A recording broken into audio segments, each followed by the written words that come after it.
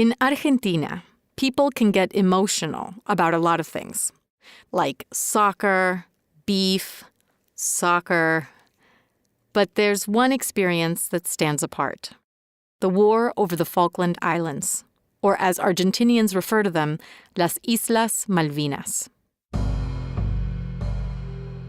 It was a chaotic war with the United Kingdom back in 1982, waged to stake claim to these tiny islands off the southern tip of Argentina. The UK won. Roberto Herrscher was one of the Argentine soldiers who fought and survived. Nunca pensé que iba a volver al lugar de mis peores memorias, pero lo hice. More than 2 decades after the war ended, Roberto wanted to face his trauma from the war and write a book about what happened on those islands so long ago. So he decided to return to the islands. But of all the people he planned on meeting there was one he wasn't expecting. Me hice un nuevo amigo. Un amigo que hace muchos años fue mi enemigo.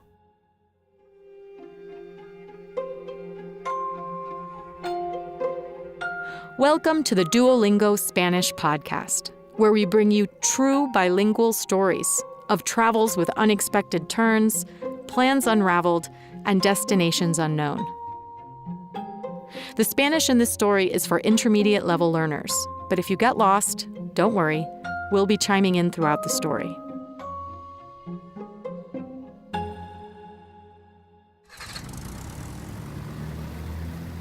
When Roberto returned to the Falklands in the winter of 2006, the first thing he saw through the airplane window was the shape of the islands he so vividly remembered. Como dos alas de mariposa. Like 2 wings of a butterfly. Las Islas Malvinas, o Falkland Islands en inglés, están en el Océano Atlántico Sur.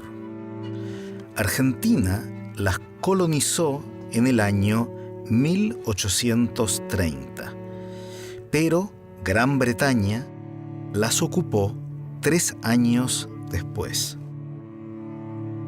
Gran Bretaña, or Great Britain, and Argentina disputed their claim to the islands for more than 150 years.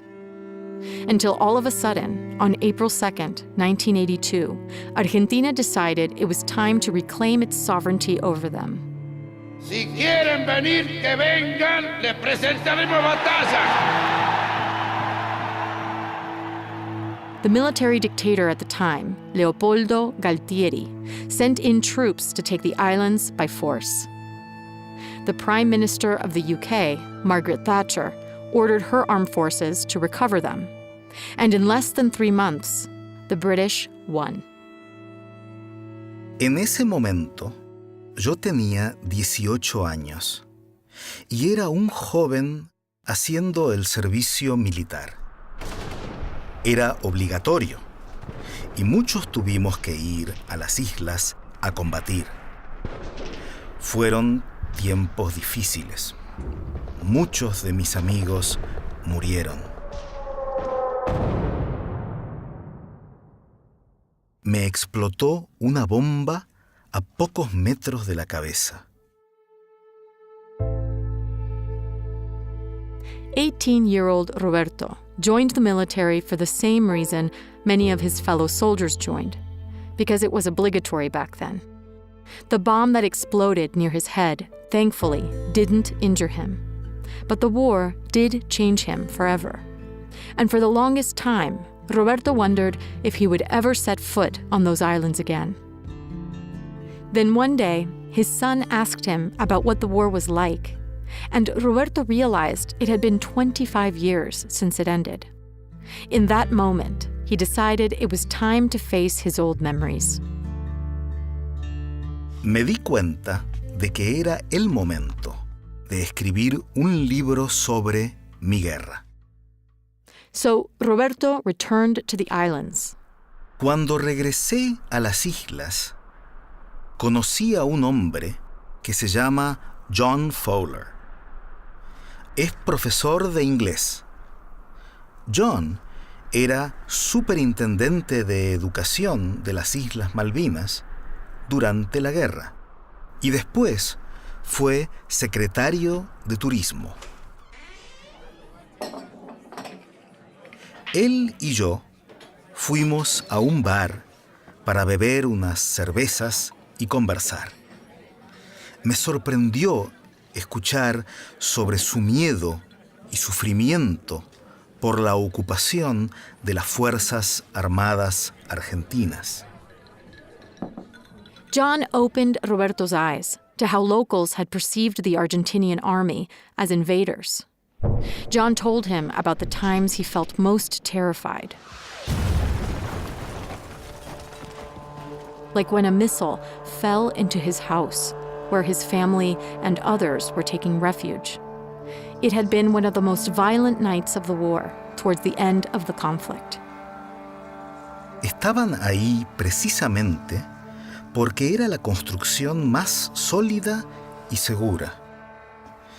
La mujer de John y sus 2 hijos pequeños también estaban ahí. Todos estaban nerviosos. Los combates se aproximaban. When the bomb fell, John was able to protect his own family. But 3 women who took refuge with them inside the house died that night. La historia de John Fowler y su perspectiva sobre la guerra cambiaron mi visión de mi guerra para siempre. While they sat together at the bar, Roberto told John where he was the night the missile hit John's house. As it turns out, Roberto and his battalion were only a few blocks away. Esa noche estábamos escuchando por la radio al gobernador militar de las islas, el general Mario Menéndez. Él decía que no nos íbamos a rendir. Rendir, surrender. General Menéndez from Argentina confidently announced that it would never happen. So when Roberto and his battalion heard this on the radio, they hunkered down for the night. Roberto's superior asked them to make food for the coming days, specifically dozens of servings of a traditional Argentinian dish, milanesas, which are basically breaded flank steaks. Hicimos como 20 milanesas, pero a la mañana siguiente recibimos una sorpresa. The surprise? That the war was over. El combate de Puerto Argentino ha finalizado. Argentina perdió. Entonces, nos tuvimos que ir rápidamente de la casa a presentarnos como prisioneros de guerra. En el refrigerador quedaron más de la mitad de las milanesas. Yes, when Roberto and his fellow soldiers turned themselves in as prisoners of war, more than half of the milanesas were left behind. As Roberto talked about those last few hours at the house, he mentioned the address, 10 John Street. Then John started laughing out loud. He recognized the address right away. ¡Qué ricas estaban esas milanesas!, me dijo John aquel día en el bar. Pero yo estaba totalmente confundido. Roberto was confused because how could John know anything about the milanesas? It turns out that when John's house was damaged by the missile, he and his family were moved to another building, the very same house on 10 John Street, where Roberto had been just hours before. The house had been repossessed by the British as soon as Roberto and his battalion surrendered. Y cuando John entró a la casa, encontró, todavía en el refrigerador, nuestras milanesas. When Roberto and John finally put the pieces of their story together, they couldn't believe the coincidence. That night at the bar, they toasted the turns of fate that made their paths cross not once, but now twice.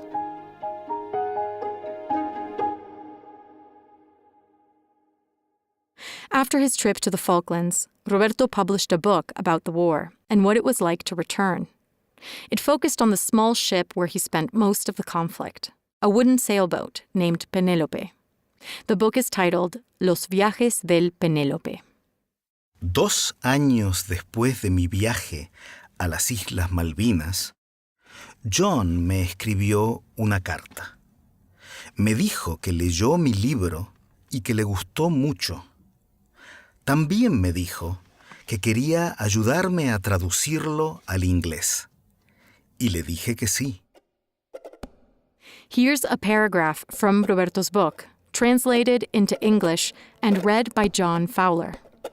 It tells the story of what was happening on the battlefield on the very same evening when John's house was hit by a missile, and Roberto was cooking milanesas just a few hundred feet away. On June the 12th, the war was already lost. The British destroyers were bombarding our positions all night, and the battle-hardened attacking soldiers were advancing on the mountains that surrounded Stanley, Longdon, Kent, and Two Sisters, where soon they would be involved in the most terrible battles of the war.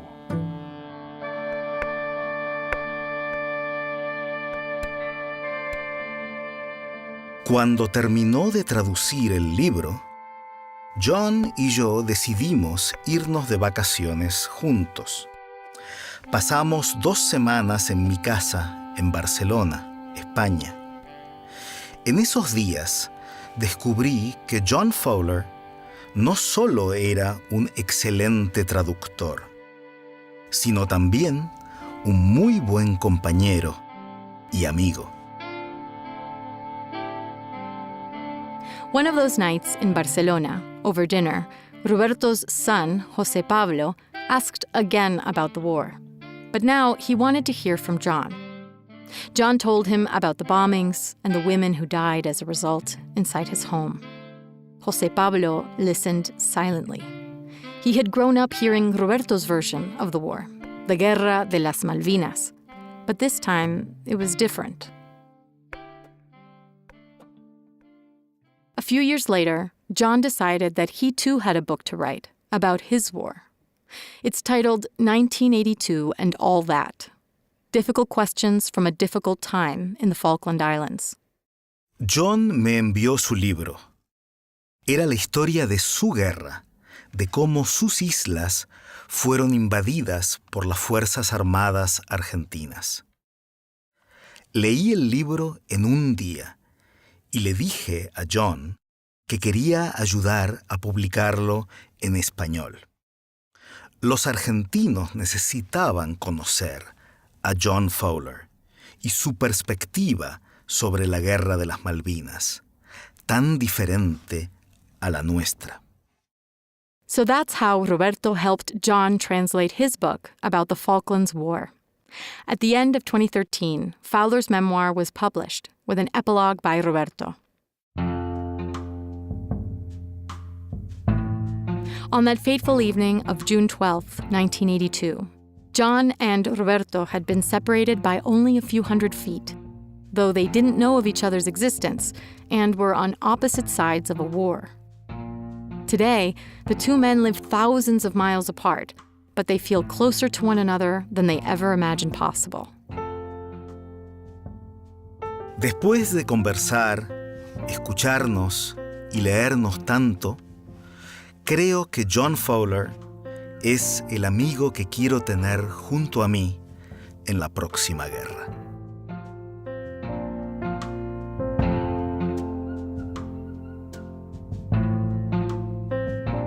Roberto Herrscher is an author and journalist from Argentina.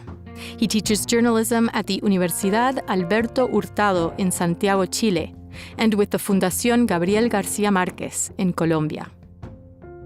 You can find a link to his book about the Falklands War and a transcript of this episode at podcast.duolingo.com. There you can find other episodes in this series, and you can also subscribe at Apple Podcasts or wherever you prefer to listen. With over 200 million members, Duolingo is the world's largest online language learning platform and the most downloaded education app in the world.